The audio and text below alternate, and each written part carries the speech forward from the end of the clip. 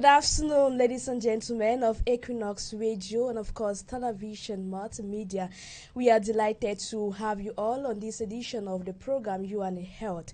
And for presentation, I am MASSI Liengu. Millions of people across the world suffer each year of stroke, and many people, many stroke patients face significant challenges, including physical disabilities, emotional struggles, difficulties in communication. Our program today focuses on stroke, the causes, early diagnosis, and also prevention, amongst other. And with me here is a neurologist. But before I introduce our special guest for the day, I would like to introduce my co-host, Immaculate Foge. Good afternoon. Good afternoon to you, Lucy. Good afternoon to our doctor, and good afternoon to our millions of televiewers and, of course, listeners on Equinoxe Radio. Always a pleasure having you. Shared. And, of course, good afternoon, doctor. Good afternoon, Lucy. Good afternoon, Immaculate, and good afternoon to the televiewer and auditor of Equinoxe. Yeah, our guest today is Dr. Gams MASSI. He is a neurologist. And straight away, without any waste of time, we begin with our first question. Doctor would like to know, we know that on the 29th of October was observed as World Stroke Day. We want to know, what is stroke all about? The first thing is to know is that stroke is the major neurological emergency.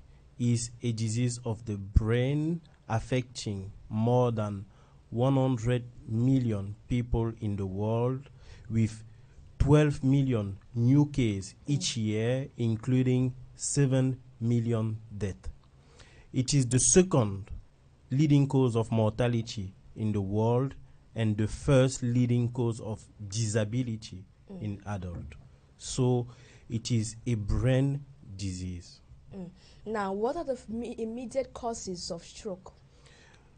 We have diverse causes of stroke, but I will focus on what is called ischemic stroke. We will see what is it later. For ischemic stroke, the cause can come from the heart. For example, a blood clot in the heart can move and go and obstruct a blood vessel in the brain. A cause can also come from the blood vessel itself.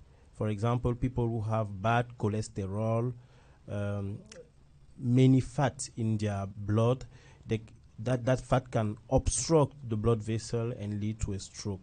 We also have diverse other causes related to the blood itself or to other rare causes. But basically, you have the heart, you have the blood vessels, and you have the blood itself. You just mentioned ischemic stroke. Apart from ischemic stroke, what are the different types of strokes that exist, and are the symptoms similar? Yes, globally, basically the symptoms of stroke are similar. You have two major types of stroke: ischemic stroke, which is due to an obstruction of a blood vessel. That means there is no more blood supply in the part of the brain affected. And you have hemorrhagic stroke, which is related to a burst of a blood vessels, and then you have an hemorrhage in the brain, and then compression of brain tissue. But basically, we cannot differentiate on the symptoms ischemic stroke and hemorrhagic stroke. But you have others, less frequent type of stroke, which are, for example, what we call subarachnoid hemorrhage and also cerebral venous thrombosis. But the major type are ischemic and hemorrhagic stroke. Now, as a neurologist who has been working in Cameroon for several years, which of this stroke is very common? The most frequent type of stroke is ischemic stroke, which represent about 60 to 65% of stroke type in our setting, which is different from Western country where ischemic stroke represent 80 to 85% of stroke type. Who is then at risk of suffering from a stroke? This is very important because if we are able to prevent risk factor of stroke, we will be able to reduce the frequency of stroke. And in terms of risk factor, you have two main types. Non-modifiable factor, where we can do something. For example, old age is a risk factor of stroke. Family history of stroke or personal history of stroke. If we have already a stroke, the risk of recurrence is much higher than the common population. or if you have some genetic abnormality. We cannot change this risk factor. But the most frequent risk factor are modifiable risk factor, and we can act on them to reduce the frequency of stroke. With the leading one, which is hypertension. Hypertension represents 70% of stroke patients in our setting. So 7 out of 10 patients with stroke in our setting are hypertensive. The second one is diabetes. We know that at least 5% of the adult population in Cameroon have diabetes, and most of them are not controlled or are not followed up by a doctor or a healthcare professional. You have also smoking, and we know now that even women are now smoking. Alcohol consumption. Women too are drinking a lot now. Yes, now is... And the problem with alcohol consumption is that in our context, we start very early. Now we are seeing very young people. 13 years, 12 years drinking. From high school, start drinking a lot of alcohol. Sure. This will later on predispose to stroke. We have sedentary lifestyle, and we know now some people are changing by doing sport, but when we are at home, we are sitting. We move to our car sitting, to the work sitting. So we have to fight against sedentary lifestyle. Okay, we also have bad food habit like high cholesterol. We like fat. Hamburgers, we all know shawarma, but even our traditional food, for example, really arrow. If the oil, but yes, is palm oil not good for the body? Excessive palm oil is not good. Okay. Arrow. Okay. But arrow is good. But the problem is the way we prepare it. Okay. Yeah. And we also have other risk factors which are less well known, like, for example, stress. Stress is a common risk factor for stroke. Okay. Doctor, you are a neurologist. Can you tell us that physical therapy can help those who are suffering from a stroke?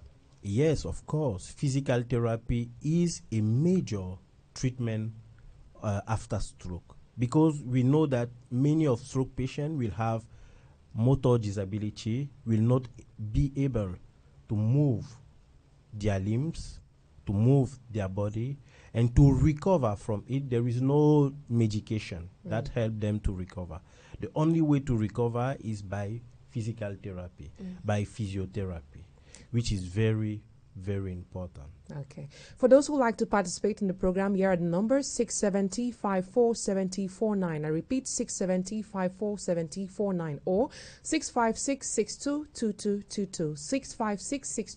656-622222. Back to you, Dr. MASSI Gams. Now, how long does it take to recover from a stroke as far as physical therapy is concerned? But it depends on the type of stroke, on the severity of stroke, on the age of the patient, because the mechanism helping the brain to recover is called neural plasticity. With old age, the neural plasticity decrease. So old patient will recover less rapidly than young patient. Okay, if you have a huge stroke affecting a major part of the brain, the recovery will be probably difficult. Okay. If you have a severe stroke, a patient. Yeah, we have a caller on the line. Doctor, will come back to you. Hello. Yeah, hello. Good afternoon. Good afternoon. Your name and where you're calling from? My name is Mr. Banda Mugugu. I'm calling from Bonapari. Thank you, sir. Your question. Sorry? Your question. Yes, I'm finding out. You say you're giving the causes of stroke. Now I'm finding out, is stroke also as a result of stress? Can stroke also be a ramification of plenty of issues you should handle at the moment? Or is even the acquisition of means in the society, since things are getting hard for a middle-class citizen, lead to stroke? Or stroke can be generic, maybe from a transition of different genealogy lines, maybe your genealogy, maybe your grandfather had it, your grandmother. So besides that, can the doctor tell us if stroke can come from stress, too much problems, you just collapse and you die, or what other cause lead to what I'm saying can be useful? Okay. Thank you. And I think you already answered that question at the beginning Thank of you, the program. though the doctor had answered the question, Just for his sake. Yes, Just yes, short. it's very important to repeat it. Stress is a risk factor of stroke. It's not a direct cause of stroke, but is a risk factor. That means stress will increase the probability of a person to have a stroke. And now, for genetic risk factor, we mention it. They are not. It is not frequent. We have another call online. Back to you, doctor. Hello. Hello. Good afternoon, sir. Your name and where you're calling from? My name is Amadou Ako. I'm from Edea. Thank you. Your question. Yeah, the question I'm asking is this. I have some pain on my head, my left side. I'm just feeling some pain. Sometimes hearing some noise.